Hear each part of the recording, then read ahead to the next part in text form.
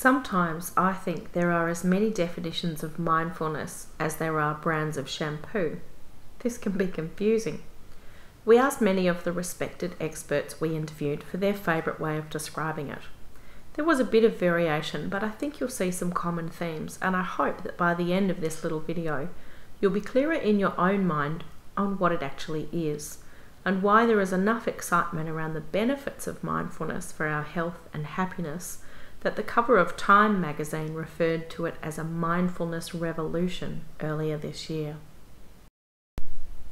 This definition of mindfulness is one of my favourites because it's so simple, but I think the experts' way of describing mindfulness add depth and colour to this simplicity that's also worth sharing. So mindfulness is knowing what you are experiencing while you're experiencing it. Thoughts, feelings, body sensations, and surrounding environment. It means avoiding the extremes of ignoring or running away with challenging feelings. And by pausing and allowing a mental space, mindfulness leaves room for clarity, perspective, and calm. So the opposite is to ignore, push away, or in some way be unaware in any given moment of our thoughts, feelings, body sensations, and surrounding environment. We are all that at times. We can be so lost in our hopes or fears about tomorrow or our regrets of yesterday that we miss now. If we're doing that a lot of the time, then we live only a remembered or imagined life, not in the world right now.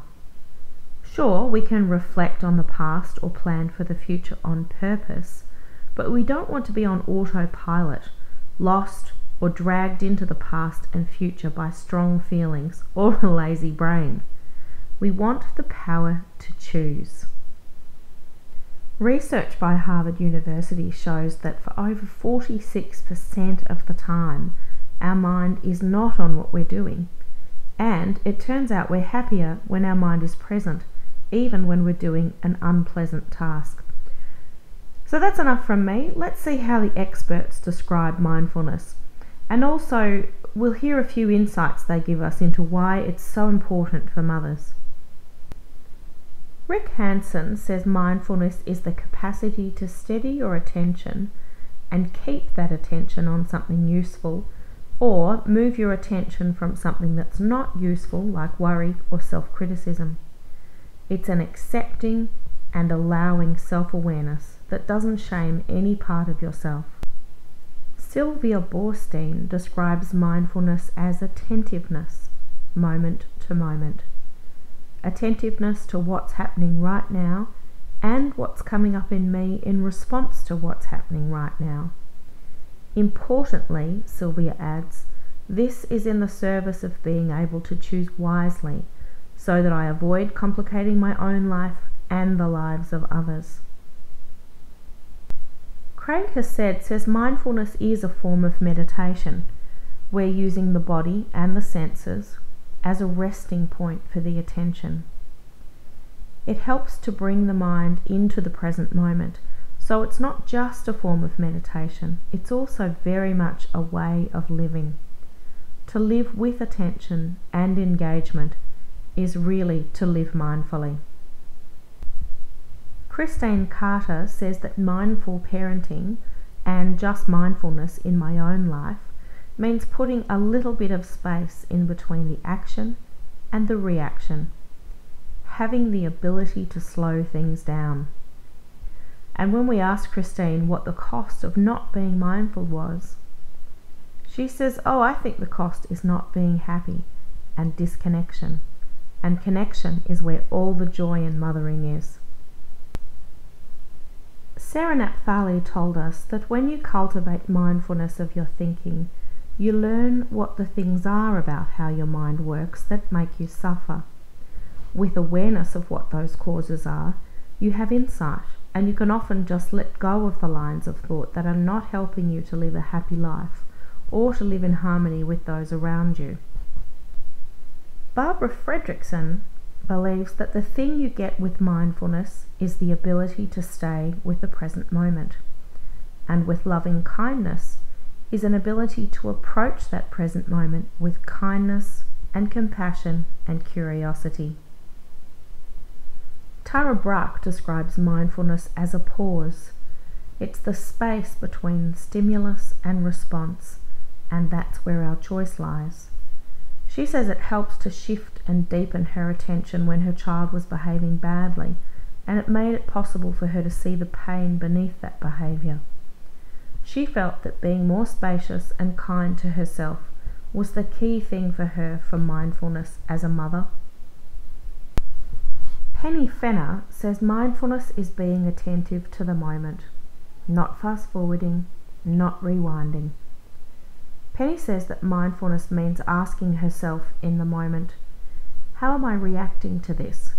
Is this serving me? Is this serving my child? Is there another choice I could be making right now?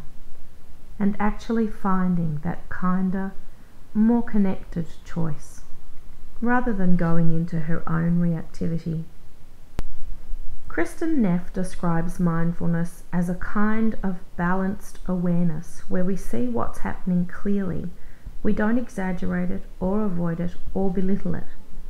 Mindfulness is absolutely core at the foundation of self-compassion and involves the ability to turn toward our pain, even if we don't want to, even if we would rather resist it or avoid it.